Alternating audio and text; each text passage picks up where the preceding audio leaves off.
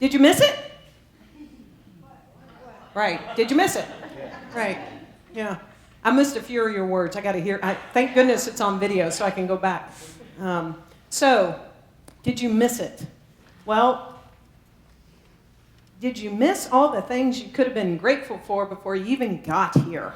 Because I bet there were a lot of them. So I was thinking about this talk title, and it's like, did you miss it? There are a lot of things that sometimes I miss that just like fly by, or I just don't pay attention, or I'm putting my attention somewhere else, and I miss all the things that I can be grateful for. And sometimes that's easy for me to do. And gratitude brings me right back to where I need to be.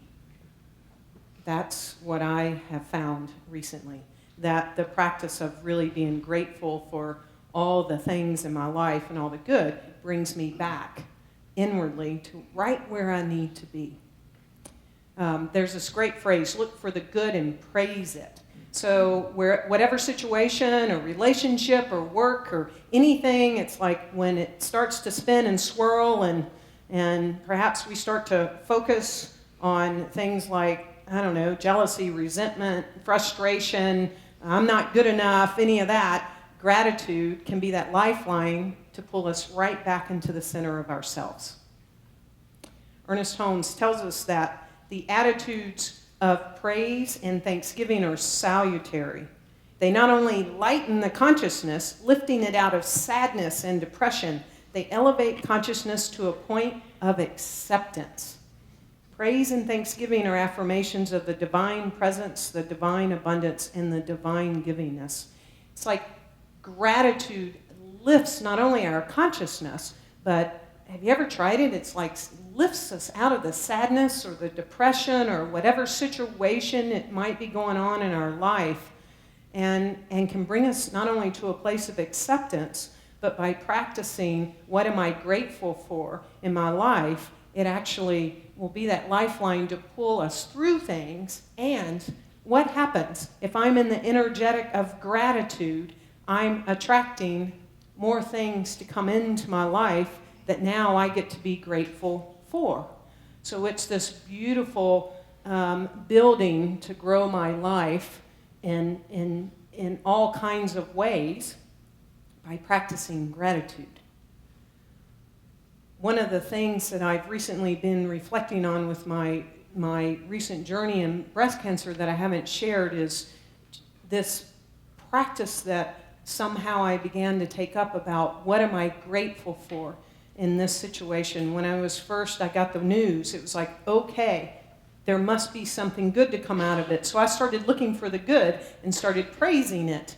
And there was a lot of good that came quickly for me. One, okay, the appearance of being contained in a very small space in my body, that it had not spread. I was like, oh, I was so grateful for that. I had some close friends that I had developed here and already with Dr. Petra, and they got to be with me in various doctor's appointments because I didn't want to feel alone. I also needed another set of ears to hear because I might have not been fully present in the room. And those friends came, and I was so grateful for that. And my friendships with each of them got to deepen. You know, day of surgery, we celebrated, we walked around, they got to watch me with my IV pole. I did not put that one on Facebook. But, you know, my IV pole, you know, the afternoon, the same day. And so I started focusing, especially on those times when I was alone in recovery or whatnot. I started focusing whenever my sadness and my depression and my body has changed, or whatever was coming up for me, I started focusing on, but what am I grateful for? And I'm grateful that my relationship with my mother is now in a place it's never been. And I was sort of somewhat estranged from my brother, and now we're close, and he's actually going through something right now. And so I get to be there with him. And so all of this, because I focused on what am I grateful for in this situation, and it just spread in such an amazing way. Ernest Holmes also tells us that gratitude is not only a, thank you, Petra. Gratitude is not only a virtue, but it is also but it also is a part of a practical philosophy of daily life. There is no wiser way of living than to remember every morning what life has given us and to lift our thought in thankfulness for every bounty we possess or perhaps get to enjoy. I've started, like, when I wake up, I become grateful that I woke up. Especially on those mornings, like, I have to get up early to go catch a flight, and I'm grateful I woke up.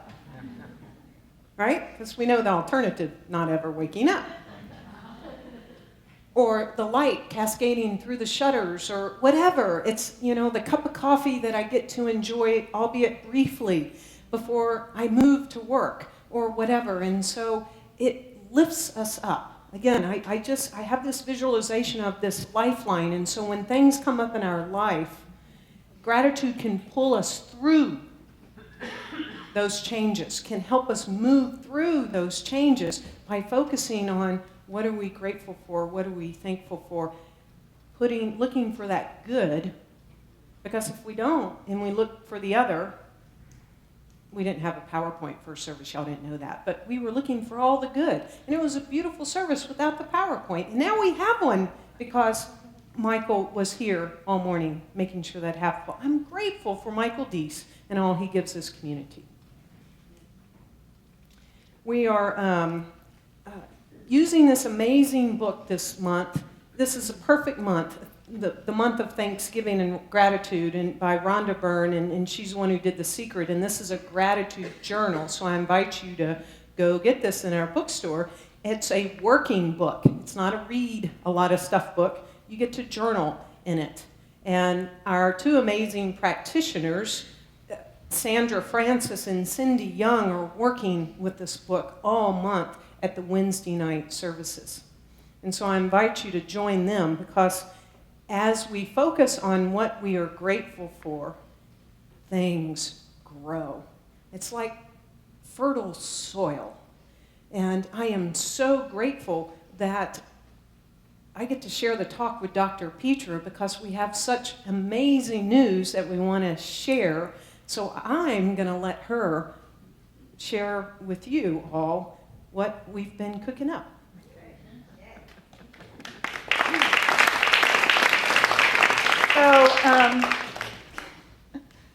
So it occurred to me as Karen was finishing up her talk, gratitude is a little bit like manure. You can either focus on the smell, or you can focus on how it's making things grow, right?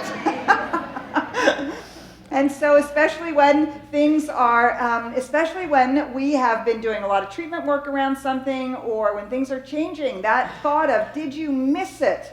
How many times have we done this powerful treatment about something? We've set a direction, set an intention, made this amazing declaration, then got on with our lives, and then one day we went, wait, there it went. Oh, God, it was back there, it happened.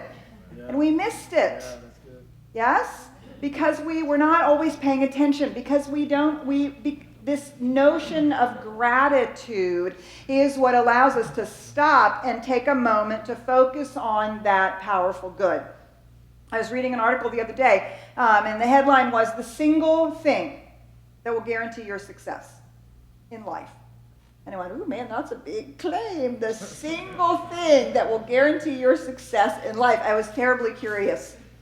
So I opened the article and began to read it. The single thing that will guarantee your success? Gratitude. That which you pay attention to grows. Appreciation increases things in value. It supports the people that are around you. It causes you to believe in yourself, and it causes you to move forward on your dreams because you learn to trust them. Gratitude is the single gift that we can give ourselves for our own success and our own furthering.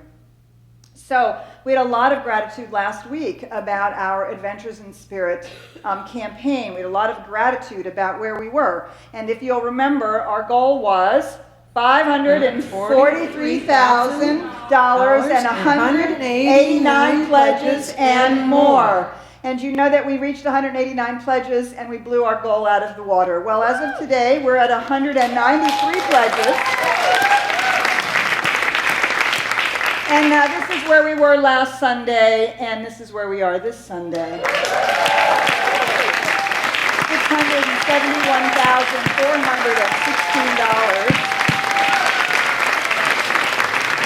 So, yes, and if you still want to be part of this success train, you certainly can, and we would be grateful for you to participate. But we are grateful for each and every one of you that has made this a reality. This is what really allows us to grow. Personally, I'm grateful. I don't have to go raise another year's worth of Karen's remuneration, because that was a scary thing for me. And I'm also grateful that Reverend Karen was willing to take a chance. You see, when she came out here, when she packed her bags and she put them in her U-Haul and she drove them out here, I could only guarantee her 1 year's salary. And she took the chance. She decided not to miss it. Yes.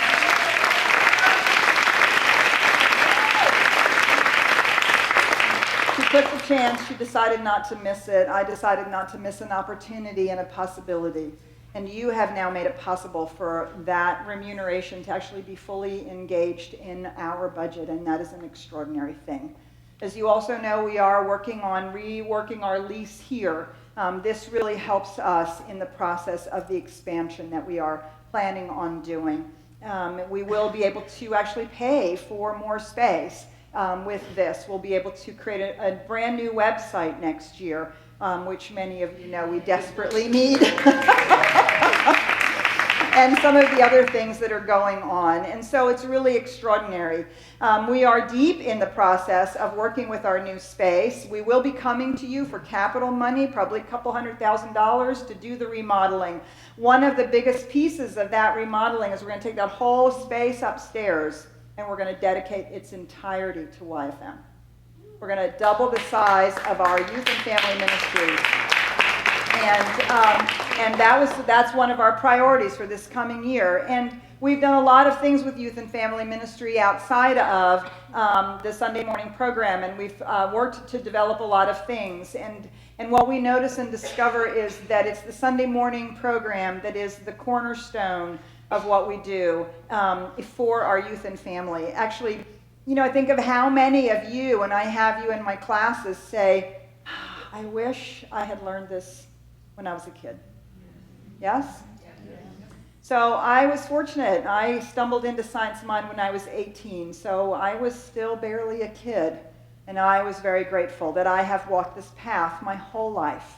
And this is the gift that we're going to be giving our children. I want our children to be so amazed and so lifted and so well taught in these principles and philosophies, and for Sunday morning to be so exciting that they are dragging you here on a Sunday morning and saying, Mom, we can't miss it. Dad, we've got to go. We've got to be a part of what's going on, because we know that it changes lives and we don't want to miss the opportunity.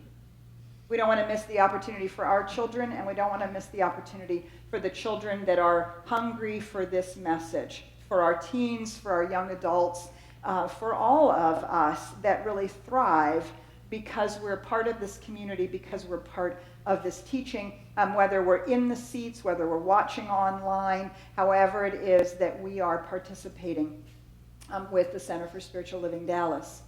Now, one of the things that happened when Reverend Karen and I first started talking about this, and we were able to bring her on board, is that we had an idea about how this was going to work. You do this, I'll do this. You do this, I'll do that. Yeah, it was good in theory. And so then Reverend Karen, she came and she started learning about what was going on and started getting involved and understanding this particular community, this particular organization. One of the things that I promised to Karen was that she wasn't being hired as our executive director. She actually turned down that job at a much larger community than ours, at a much larger salary than we can pay her at this moment, because she's actually called to be a minister.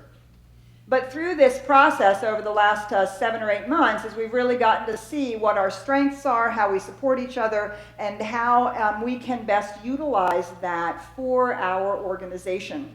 And because we have the luxury of this extraordinary pledge program, we have the opportunity to think about our organization and how it is structured and how we can really build the next level foundation to grow us.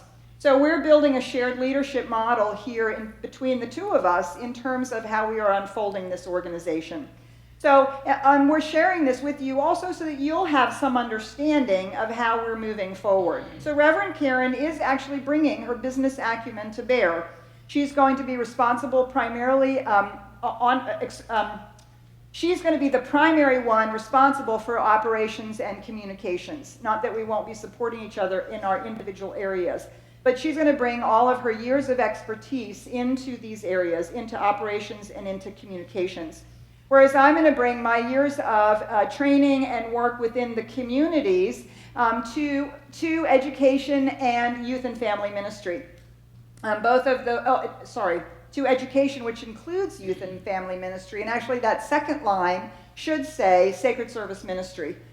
We have a 400 position volunteer program. I've been running volunteer programs for 30 years. And so I'm going to be building our program to support the ongoing growth of this organization and that which supports this community. So if you are not currently volunteering someplace, I need you. And I want you to be a part of it. So come see me. And then we have areas that we will be sharing in the unfolding of the ministry. And those are services and celebrations, the ministry and pastoral care, the small group ministry, the sanghas, those sorts of things, and then the community development. In growing our community, our visitors, our friends, our members, all of the ways in which we relate to each other as a community, the fellowship that we do together, those sorts of things. And so we've really had a good understanding about how to utilize our strengths with each other and for the good of our organization to build something that we see as the springboard for our growth. We're actually really excited about these possibilities. We've had a fabulous staff meeting, staff retreat on Friday. We'll have Thursday and Friday of next week, led by our beautiful practitioner, Sherry Wood. She is doing an amazing job with the staff, really inviting us into this new place. And out of this process, all of our staff is writing department plans. So as we have been reorganizing and rethinking and redoing and working through all of this, we've had amazing department plans coming forward. Reverend Vince with pastoral care, yeah, watch out. You're going to be seeing pastoral care really exploding next year. And Andrew Tinker, well, I used it in the first service. It seems to be true. I'll say it again. Because it's Andrew Tinker, is a kick-ass department plan for music and fine arts.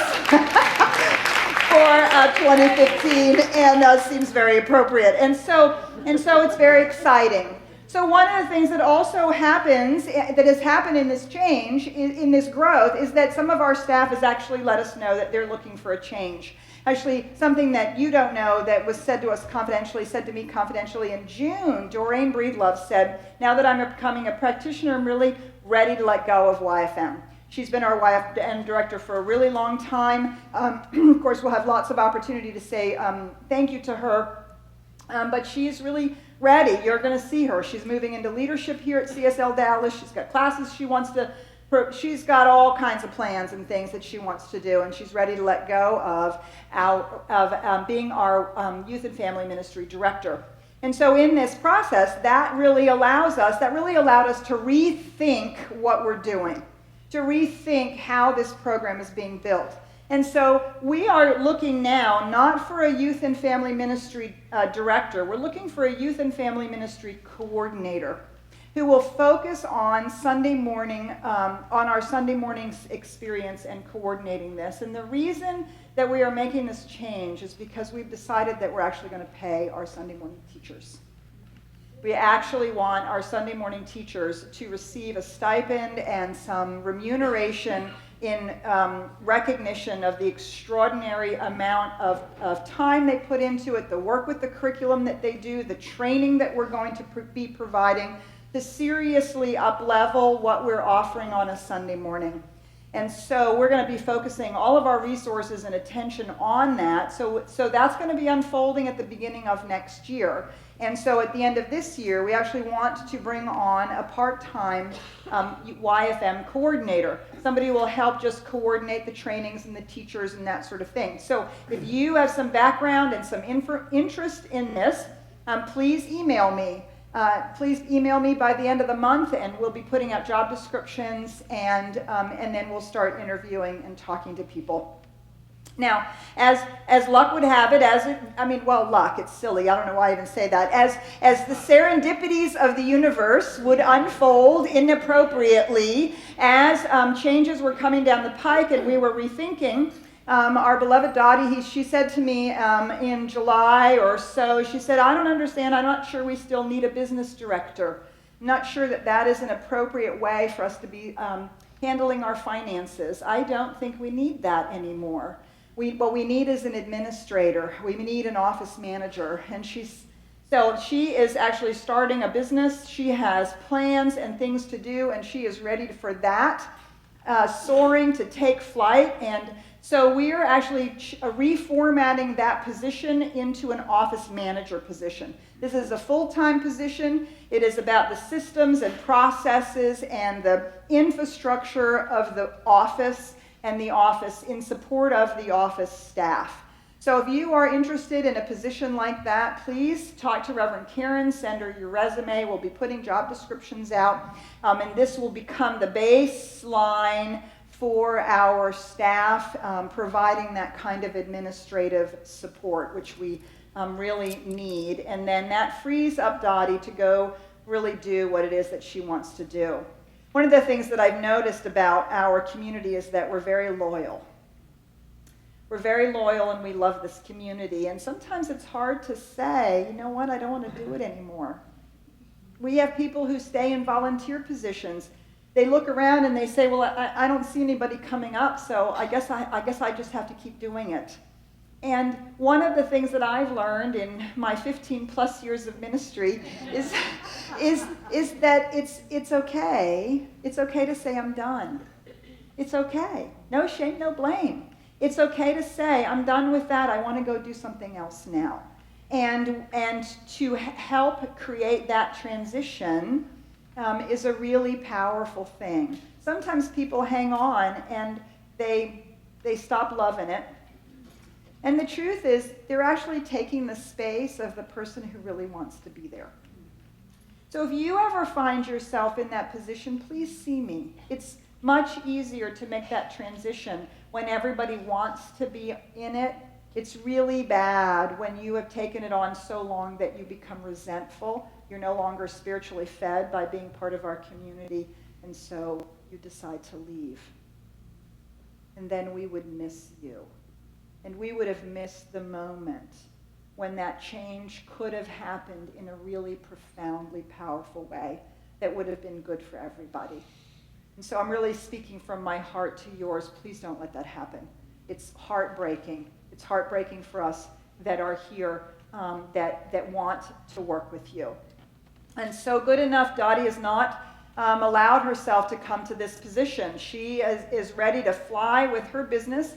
And so that leaves this space for this reorganization to happen in our office. It also frees up some resources. And so that means we'll be channeling some resources into our communications department, and we will be bringing our beloved Lane on full time, which is very exciting. Yeah. So lots and lots of wonderful opportunity there. And then finally, as serendipity would have it, as we have continued to look around at how all of this would be organized and thinking about the bookstore, moving the bookstore into Reverend Karen's purview, and her getting pretty excited about the possibilities, that then, of course, it unfolds that our bookstore manager, our current bookstore manager, well, she has become a licensed trainer with Hay House, facilitator with Hay House. and the work that she's doing with Louise Hay. And she actually this week opened her new business, and she was wondering how she was going to be able to tell us that she didn't want to do this beyond the end of the year. Once again, we didn't miss it. So she's going to be passing the baton on to someone else. And so we're looking for a bookstore manager. This will be a part-time position on a small stipend with a small commission. And we really are looking for someone who wants to make this thing grow. Lots of exciting ideas and opportunities about how that could be. If you have always wanted to have a little bookstore or a gift shop, if you've always wanted to play in this arena, please see Reverend Karen, send her your resume, talk to Lisa about what she's been doing and where she's been going. So we don't normally take all this much time on a Sunday morning to have an organizational conversation, and yet it's really important for us to be on the same page and for you to know what's going on and how things are moving and shifting. And because of the powerful generosity of your hearts, we are actually really able to utilize the skills and talents that we have and to bring them forward in a way that, is pretty amazing. So I'm excited to say we're not missing the opportunity that's available in this moment. And we don't want you to miss it. We want you to be a part of it. And I want to be so clear about my deep and abiding gratitude. The gratitude that I have for Reverend Karen, who was willing to step out on faith with a moment of, with a year's promise, a year's commitment to come and to support me, to be part of this community, for us to unfold something here that's really exciting. And I want to thank you for being a part of it, for supporting it, for caring about it, for making this your home. Meister Eckhart says if there's only one prayer that you would ever pray, there's only one prayer to pray. It's the prayer of thank you. So let us pray. Thank you. Thank you that we are part of that one infinite presence. Thank you that you're here in these seats. Thank you that you love this community. Thank you that the sun rose this morning and the breeze simply invited us to feel the presence. Thank you for the cool air. Thank you for the love in this room. Thank you for the light that illuminates our hearts. Thank you for the outpouring of generosity. Thank you for the presence of your unique gift that you bring to the world. Thank you for the love between our souls. Thank you for the opportunities to stretch and grow and maybe even be a little uncomfortable, so that we each become more of who we were meant to be. Thank you for the wind that lifts us, the love that supports us, the light that embraces us. Thank you for the blessing that we are to each other, that we are to the world. And so normally we seal our prayer with an "and so it is." I invite you to seal this prayer with me by simply saying together, thank you.